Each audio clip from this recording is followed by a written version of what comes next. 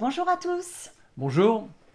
L'objectif de cette vidéo est d'élucider le mystère entre le risque brut et le risque net et de pouvoir déceler les avantages de ces deux types d'évaluation. Thomas, merci de nous apporter ton expertise en la matière.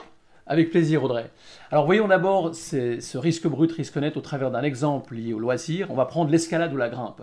Si on vous dit on va aller faire de l'escalade ou de la grimpe, on se dit écoutez, on va prendre beaucoup de risques, ça peut être dangereux.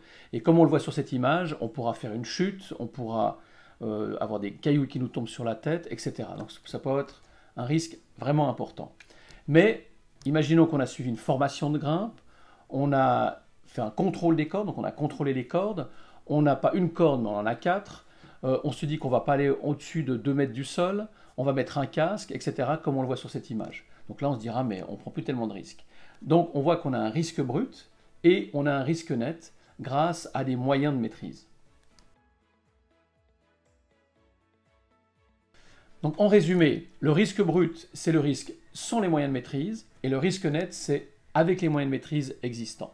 Et dans le cas des moyens de maîtrise, on a différents types de moyens de maîtrise, on l'a vu, on a des actions de contrôle, par exemple, donc là on a contrôlé les cordes, on a des objets, on a un casque, on a plusieurs cordes, avant on n'avait pas de cordes, maintenant on a non seulement 4 cordes, on a aussi des procédures peut-être qui ont été définies, etc. Donc c'est tous les éléments qui permettent de maîtriser et de diminuer le risque. Certains de nos clients utilisent d'autres termes que risque brut, risque net. Tout à fait, Audrey.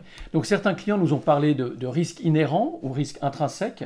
Donc on s'est rendu compte qu'ils parlaient de risque brut.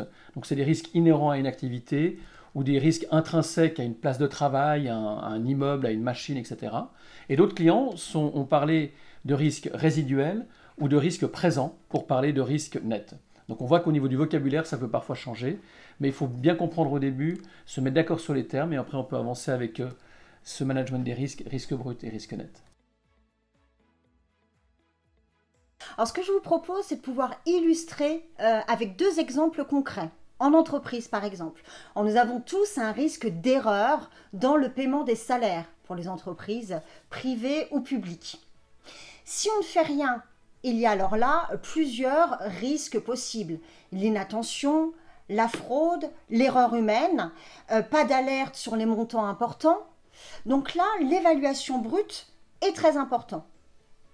Qu'est-ce que l'on va mettre en place pour avoir une évaluation nette faible? On peut mettre en place des moyens de maîtrise. Ces moyens de maîtrise, ça peut être la description d'une procédure de paiement des salaires. Ça peut être un logiciel salaire avec des blocages au niveau des montants, par exemple. Ça peut être des contrôles qui sont mis en place. On passe là alors d'une évaluation brute importante à une évaluation nette faible. Autre exemple, le risque d'incendie dans les locaux.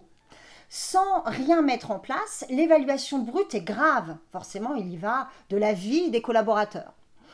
S'il n'y a pas de prévention, s'il n'y a pas d'extincteur dans les locaux, s'il n'y a pas d'alerte, là, en effet, le risque peut être très important, voire grave en la matière. Qu'est-ce que l'on met en place pour passer d'une évaluation brute à une évaluation nette? On va mettre en place des moyens de maîtrise. Ça peut être quoi? Sensibiliser les collaborateurs, justement, à cette procédure d'évacuation. Contrôler les extincteurs, s'assurer qu'ils soient bien en place.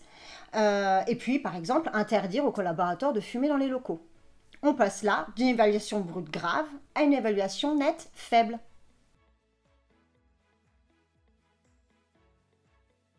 Alors, quels sont toutefois ces avantages à faire deux types d'évaluation? Alors, il y a deux grands avantages. Le premier, c'est de clarifier auprès des collaborateurs de quel type d'évaluation on parle. Parce qu'on s'est rendu compte chez certains clients, on avait des réunions, et certains collaborateurs avaient le risque brut en tête, et d'autres avaient le risque net. Donc de bien se mettre d'accord de quoi est-ce qu'on parle, qu'est-ce que c'est qu'un risque brut, qu'est-ce que c'est qu'un risque net. Ensuite, l'autre avantage qui est très important, c'est que si on fait une évaluation de risque net, on verra par exemple qu'on a des risques nets qui sont verts, et on se dira, voilà, ils vont tous très bien, et on va traiter les moyens de maîtrise de manière égale. Mais si on se rend compte que pour certains risques, on passe dans le rouge, eh bien, ça permettra de focaliser les moyens de maîtrise, de mettre l'énergie sur certains moyens de maîtrise. Donc, et voilà ainsi, de mieux maîtriser les risques. Absolument. Parfait. Merci à tous. Merci à vous.